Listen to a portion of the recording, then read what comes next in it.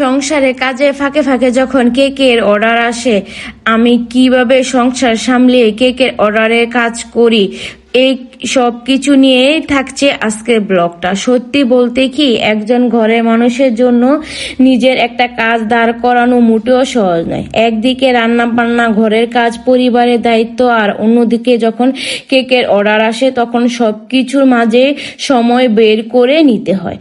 আজ ঠিক তেমনই একটা ব্যস্ত দিন গেছে। সংসারের কাজ শেষ করার আগেই কেকের অর্ডার চলে এসেছে, তাই কাজ ফেলে রাখা নয়, সংসারের কাজের পাশাপাশি শুরু করে দিলাম কেক বানানোর প্রস্তুতি। কারণ আমি যখন কেকের বিজনেসটা করি তাহলেও তো আমার কেকের অর্ডার প্রায় সময়ই কিন্তু আসে, কিন্তু সবার আগে কিন্তু আমি সংসারের কাজ করি।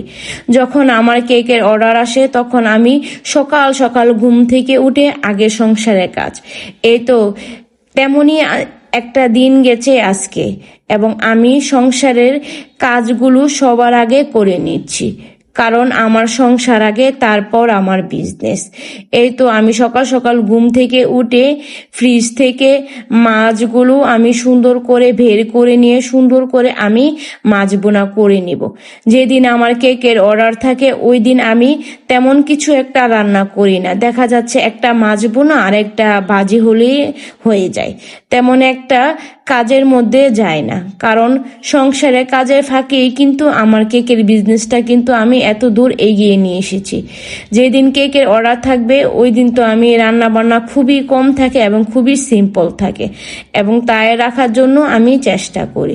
আজকে আমি আপনাদেরকে দেখাবো আমি সংসার সামলিয়ে কেক বানানো, কেক ডেলিভারি দেওয়া, সব কিছুই থাকছে আমার এই ব্লগটার মধ্যে। তার জন্য সম্পূর্ণ ভিডিওটা দেখার জন্য অনুরোধ রইল। আর যদি ভিডিওটা যদি ভালো লাগে তাহলে কিন্তু একদম ভুলবেন না একটা লাইক, একটা কমেন্ট করতে, এবং যদি একটু বেশি ভালো লাগে তাহলে তো একটা সাবস্ক্রাইব করেই আমার পাশে থেকে যাবে। এই তো প্রথমে আমি কেকের বেসটাকে আমি রেডি করে নিলাম। তারপর আমি ক্রিম দিয়ে সুন্দর করে ক্রাম কোটিং করে ফ্রিজে 10 মিনিট আমি রেখে দিয়েছি। 10 মিনিটের ভিতরেও কিন্তু ওইদিকে কিন্তু আমি ঘরের কাজ কিছু করে এগিয়ে নিয়েছি। যখন 10 মিনিট হয়ে গেল তখন আমি কেকটাকে বের করে সুন্দর করে কেকের পুরো পাশ এবং উপর দিয়ে আমি ক্রিম দিয়ে নিয়েছি। ক্রিম দিয়ে কিন্তু আমি এখন ফিনিশিংটা দিয়ে নেব। আর কেকের কাজটা কিন্তু অনেক ধৈর্যের বিষয়, কারণ আমি কেকের কাজটা যে শিখেছি আমার কিন্তু প্রথমেই কিন্তু ভালো ফিনিশিং হয়নি। আমাকে অনেক সময় নিয়ে, অনেক ধৈর্য নিয়ে কিন্তু আমার কেকের ফিনিশিংটা সুন্দরভাবে হয়েছে। তার জন্য যারা কেকের কাজ করেন তারা জানেন কেকের কাজটা হচ্ছে অনেক সময়ের বিষয়। তার জন্য সংসারের কাজটা আমি সবার আগে করে তারপর মন দিয়ে কিন্তু আমি কেকের কাজটা করি। যখন সংসারে কাজ থাকে তখন না আমার কেকের কাজের প্রতি মন বসে না। তার জন্য আগে আমি প্রথমে সংসারে কাজ, তারপর কেকের কাজটা আমি সুন্দরভাবে করে নিচ্ছি। এই তো আমি কিন্তু খুবই সময় নিয়ে এবং খুবই আস্তে ধীরে কিন্তু কেকটা ফিনিশিং করে দিয়ে নিচ্ছি। আর এই গরমের মধ্যে তো ক্রিম একেবারেই গলে যায়, তার জন্য 10 মিনিট ফ্রিজে এবং 10 মিনিট বাইরে রেখে রেখে কিন্তু আমি কাজগুলো করছি। আজকে ছিল একটা কাস্টমাইজ অর্ডার এবং ব্যানানা কেক ছিল। এই তো আমি সুন্দর করে গোলাপ ফুলগুলো বানিয়ে নিচ্ছি, কারণ গোলাপ ফুল বানাতেও কিন্তু তেমন একটা সহজ না। আগে আমার সুন্দর হতো না, কিন্তু এখন একটু ভালো হয় গোলাপ ফুলগুলো।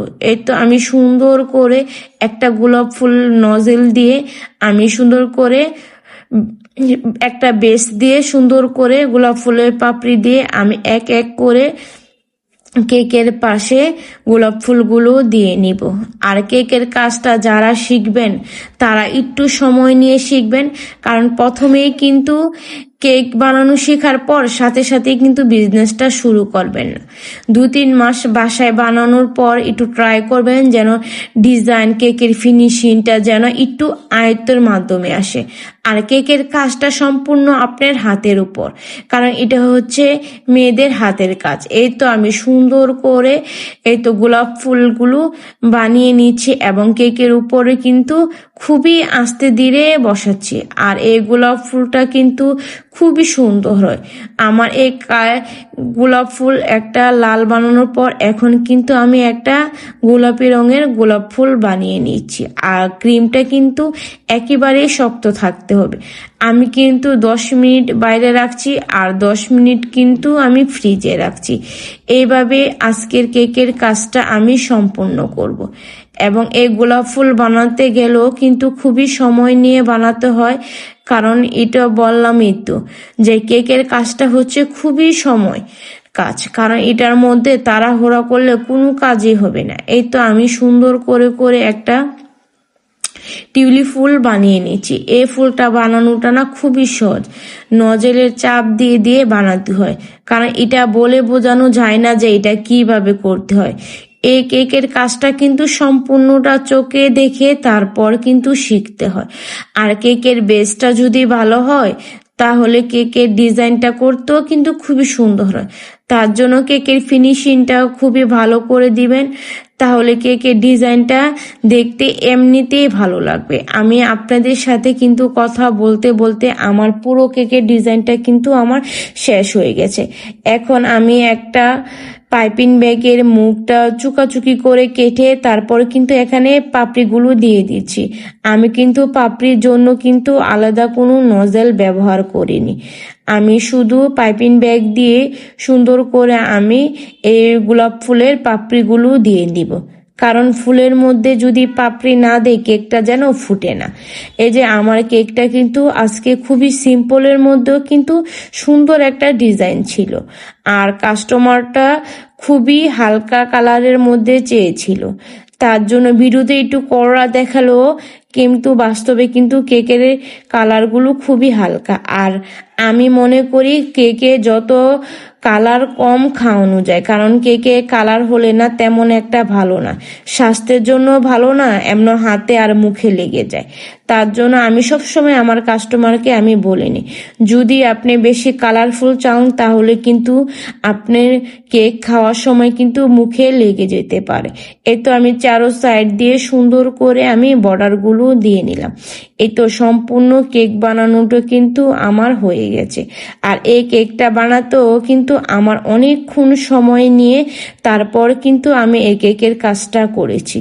আপনারা ভিডিওতে যতই সময় কম দেখেন, কিন্তু যিনি বেকিং এর কাজ করেন উনি জানেন যে একটা কেকের পেছনে যে কতটা সময়, কতটা পরিশ্রম এবং কতটা ধৈর্য দিয়ে যে করতে হয়, কারণ কাস্টমাইজ ডিজাইনের উপরেই কিন্তু আমরা কাজ করে থাকি। এই ডিজাইনটা সম্পূর্ণ কাস্টমাইজ ডিজাইন ছিল এবং আপুর ডিজাইনের অনুযায়ী কিন্তু আমি বানিয়ে নিয়েছি। এখন কেক বানানোর পর এখন তো কেকটা ডেলিভারি দিতে হবে। আর আমি কেক বানাই, আমি আবার সংসারে কাজ করে, আমি আবার ডেলিভারি ম্যান, কারণ ডেলিভারি ম্যান দিয়ে কেক দিলে না কেকগুলো ওরা নষ্ট করে ফেলে। আমরা যে যত্ন ভালোবাসা নিয়ে কেকটা বানাই তারা সে অনুযায়ী কিন্তু কেকটা ডেলিভারি করে থাকেন। তার জন্য আমি বেশি দূরে কেকটা অর্ডার নেই না, আমি চেষ্টা করি নরসিংদীর আশেপাশে কেকের অর্ডারগুলো নেওয়ার জন্য। নরসিংদীর থেকে একটু বাইরে 30 মিনিট লেগেছে আমি যেখানে কেক ডেলিভারি করতে গিয়েছি। এই তো আমি সুন্দর করে সিএনজি দিয়ে কেকটা নিয়ে আমি খুবই সাবধানতাভাবে কিন্তু ডেলিভারি করে থাকি। আর আমি চেষ্টা করি আমার কাস্টমার যেন খুবই হ্যাপি থাকে এবং ওনার যে কেকটা অর্ডার করেছে যেন ওইটাও যেন খুব সেফলি বাজে যেমন ওনার কাছে পৌঁছে যায়। তার জন্য কেক ডেলিভারিটা আমি নিজে দেওয়ার চেষ্টা করি। বললামই তো সংসারে কাজে ফাঁকে ফাঁকে মেয়েরা চাইলে সব কিছুই করতে পারে। তার জন্যই বলছি আপুরা, আপনারা বসে না থেকে আপনারা নিজেরাই কিন্তু কিছু করে থাকুন। এই তো আমি দেখেন কিন্তু সকালের কাজ করার পর তারপর ছেলেকে নিয়ে কিন্তু আমি স্কুলেও গেছি। ছেলের স্কুলে পরীক্ষা ছিল, ওই জায়গায় ছেলেকে নিয়ে যাওয়া, নিয়ে আসা, তারপর কেক বানানো, কেক ডেলিভারি দেওয়া, আমি কিন্তু সবকিছুই কিন্তু এক হাতেই করেছি। আমার কিন্তু হেল্পিং হ্যান্ডও নেই। আমার সংসারের কাজ সম্পূর্ণটা আমি নিজেই করি। এই তো কেক ডেলিভারি আমি দিয়ে আসলাম, দিয়ে এখনে আমি বাড়ি ফিরছি সুন্দর করে। এই তো আমি একটা সেনজি দিয়ে বাড়ি ফিরছি আর আপনাদের সাথে একটু ভিডিও করে শেয়ার করলাম।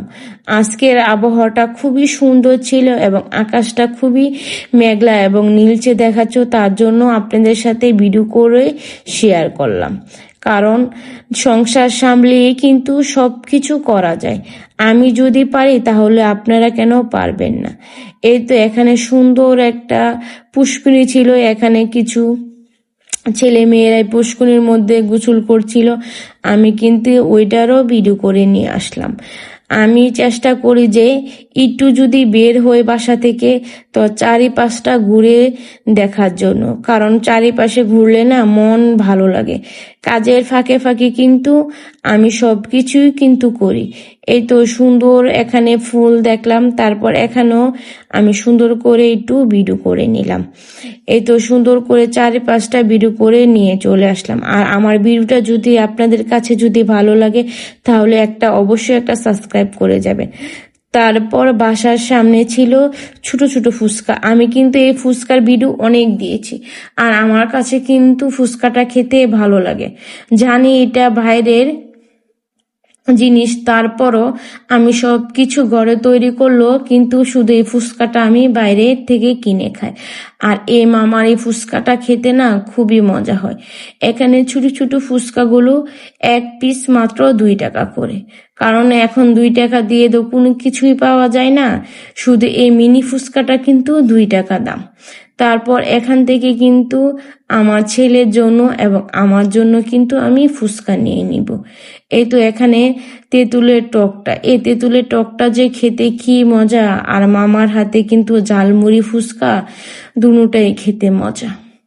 আমি কিন্তু সংসারে সব কাজ সামলিয়ে কিন্তু সবকিছু কিন্তু করছি। এটা কিন্তু আমার বিকালের ভিডিও। আমার এই যে প্রতিদিন কি কাজ করি না করি সবকিছু কিন্তু আপনাদের সাথে ছোট ছোট ভাবে শেয়ার করি, কারণ আপনারা যেন অনুপ্রেরিত হয়ে আপনারা নিজেরা যেন কোনো কিছু করতে পারবেন। এই তো আমি মামাকে বললাম বেশি করে ঝাল এবং পেঁয়াজ দেওয়ার জন্য, কারণ ফুচকাটা যদি ঝাল ঝাল না হয় তাহলে খেতে তেমন ভালো হয় না। তারপর মামা কিন্তু বেশি করে কাঁচামরিচ এবং পেঁয়াজ দিয়েছে। এই তো সুন্দর করে কিন্তু এখন ফুচকাটা ভালোভাবে বানিয়ে নিবে। এই তো আমার ফুচকাগুলো বানানো হচ্ছে। আর আপুরা যারা আমার ভিডিওগুলো ভালো লাগে অবশ্যই কিন্তু একটা কমেন্ট করে জানাবেন। আর আপনারা যদি ফুল কেকের ভিডিও চান তাহলে কিন্তু কমেন্ট করে জানাবেন। আমি ফুল কেকের বেস থেকে একদম ডেকোরেশন পর্যন্ত ফুল ভিডিও দেখাবো। আজকে তো আপনাদের সাথে অল্প কিছু কাজ দেখিয়েছি, বেশিক্ষণ দেখাতে পারিনি। আর আশা করি সবাই ভালো থাকবেন, যে যেখানে আছেন সবার জন্য দোয়া ও ভালোবাসা রইল। আল্লাহ হাফেজ।